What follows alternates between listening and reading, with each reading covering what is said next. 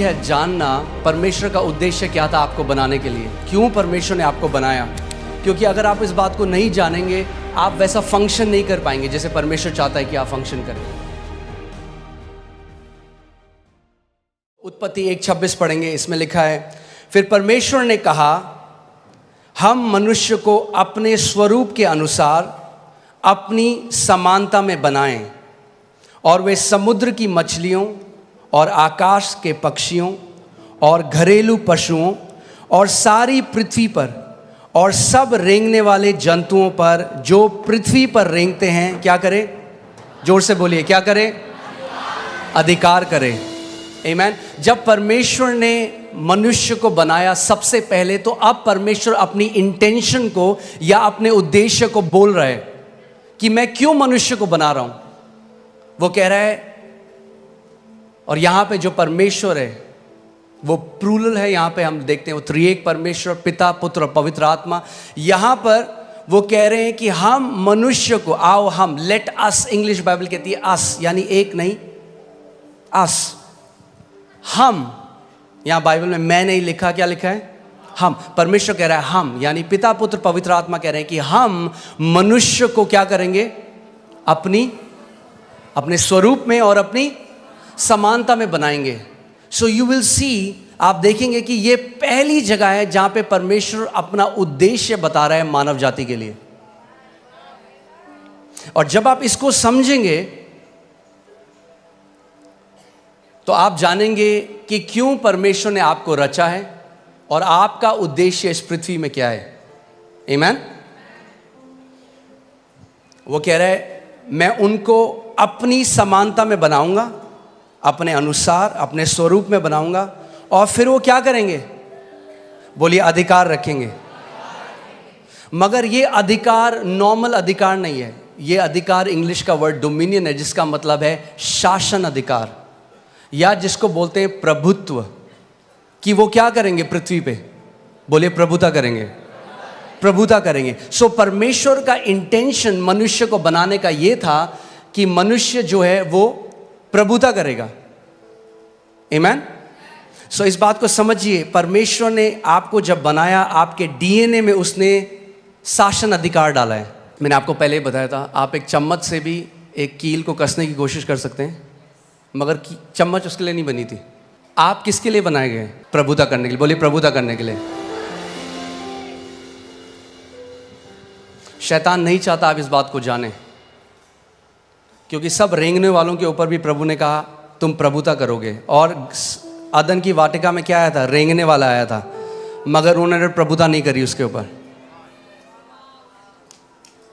English Bible कहती है everything that creepeth upon the face of the earth, जो रेंगने वाला है। आमीन। सो परमेश्वर ने जब हमको बनाया, मैंने आपको पहले भी बताया था कि परमेश्वर, जेनेसिस में लिखा है आदि में उसने आकाश और पृथ्वी की रचना करी। आकाश या हेवेंस जो बाइबल में कहती है, वो बात करता है अनसीन रेल्म की, अनदेखी। परमेश्वर का जो राज्य है आप इन आंखों से नहीं देख सकते, मगर वो इस जो आप आंखों से देख रहे हैं उससे भी ज्यादा वो रियल है। आमीन। उससे ज्यादा वो रियल है। आप आंखों से उसको नहीं देख सकते, बट वो रियल है। और परमेश्वर ने पृथ्वी की रचना करी। और परमेश्वर ने जब मनुष्य को बनाया तो क्या किया? सबसे पहले जब उसने मनुष्य को बनाया, बाकी सब चीज़ों को जो उसने बनाया अपने मुंह के वचन के द्वारा बनाया, मगर जब उसने मनुष्य को बनाया तो उसने उसको कैसे बनाया? अपने हाथों से उसने मिट्टी ली और एक मिट्टी से उसने हमारे शरीर को बनाया और अपनी आत्मा को मनुष्य के अंदर डाल दिया, जिसको हम इंग्लिश का शब्द ह्यूमन है, जो दो शब्द से मिलकर आता है, ह्यूमस यानी मिट्टी, और मैन जो हिब्रू भाषा में इश जिसका मतलब है आत्मा। तो परमेश्वर ने ये किया कि परमेश्वर ने कहा कि जो मनुष्य मैं बना रहा हूं, जो मिट्टी के अंदर मैं अपनी आत्मा को डाल रहा हूं, उनको मैं अधिकार दे रहा हूं इस पृथ्वी के ऊपर। किसी आत्मा को अधिकार नहीं है पृथ्वी के ऊपर। आप समझ रहे हैं मेरी बात? किसी भी आत्मा को, और परमेश्वर भी स्वयं आत्मा है।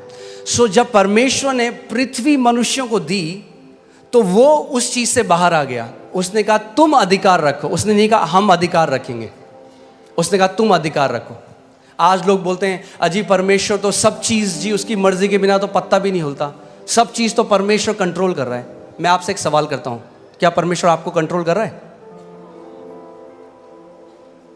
आप कंट्रोल हुए आज तक परमेश्वर से? और अगर हम परमेश्वर के कंट्रोल में नहीं है तो कैसे हम कह रहे हैं बाकी सब कुछ वो कंट्रोल कर रहा है? जैसे वो आपको कंट्रोल नहीं कर रहा वैसे वो किसी को भी कंट्रोल नहीं कर रहा। अगर परमेश्वर कंट्रोल करना चाहता तो मनुष्य को शासन अधिकार देता ही नहीं। उसने शासन अधिकार इसीलिए दिया, उसने बोला तुम कंट्रोल करो पृथ्वी को, मैं तुम्हें अधिकार दे रहा हूं। आमीन। कहेंगे ये जानना क्यों जरूरी है? ये जानना बहुत जरूरी है। अगर ये आप नहीं जानेंगे, यद्यपि आप पुत्र हैं, एक दास की तरह जीवन को जिएंगे। जो मसीह यीशु ने हमारे लिए मिराज छोड़ी है, जो इतनी महान है, इतनी ग्रेट है, आप कभी उस तक पहुंच नहीं पाएंगे। आमीन। इसीलिए हमें जानना है कि क्यों परमेश्वर ने हमें बनाया, हमारी सृष्टि करी और कैसे हम उस अधिकार में चल सकते हैं। आमीन।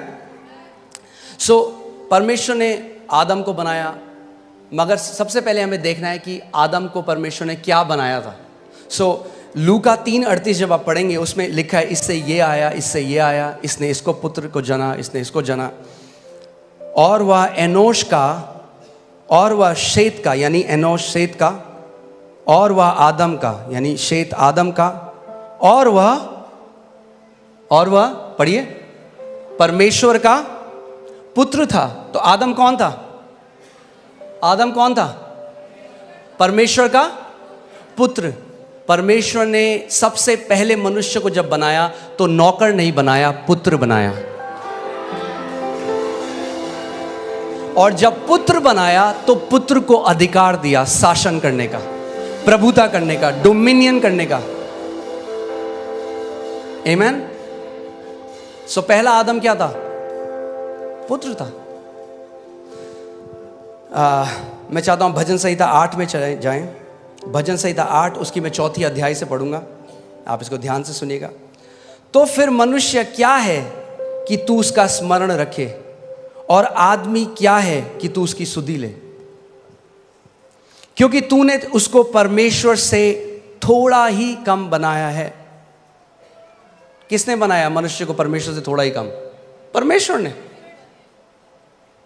लोग कहते हैं अच्छा तुम क्या समझ रहे हो अपने आप को? परमेश्वर के पुत्र जो उसने हमें बनाया है। अब कोई अगर आपको बोले अच्छा ये उनकी तरह बात कर रहा है, आपके पापा की तरह, कहना हाँ जी वो मेरे पापा हैं।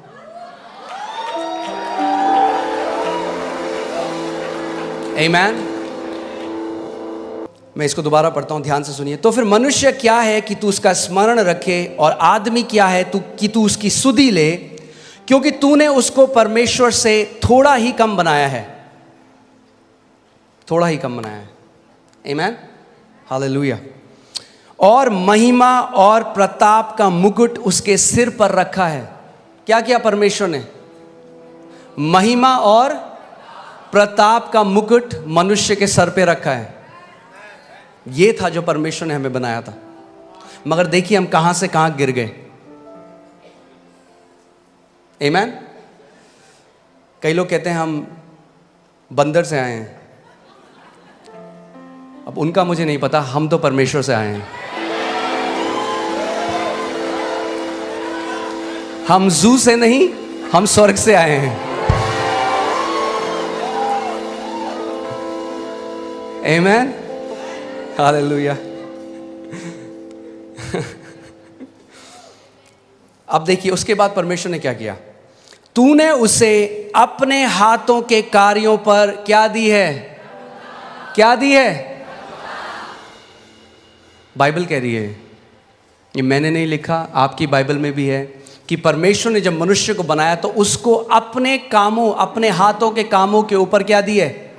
प्रभुता दी है। परमेश्वर ने दी है। और ये जो शासन अधिकार था ये आदम ने खो दिया जब पाप बगीचे में आया, जब उसने परमेश्वर की आज्ञा को ना माना, जब उसने उस फल को खा लिया।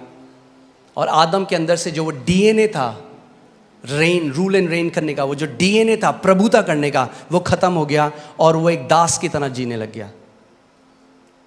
और जब प्रभु यीशु मसीह आया तो जो पुत्र था, ध्यान से सुनिएगा, जो पुत्र था उसने पुत्र का अधिकार खो दिया।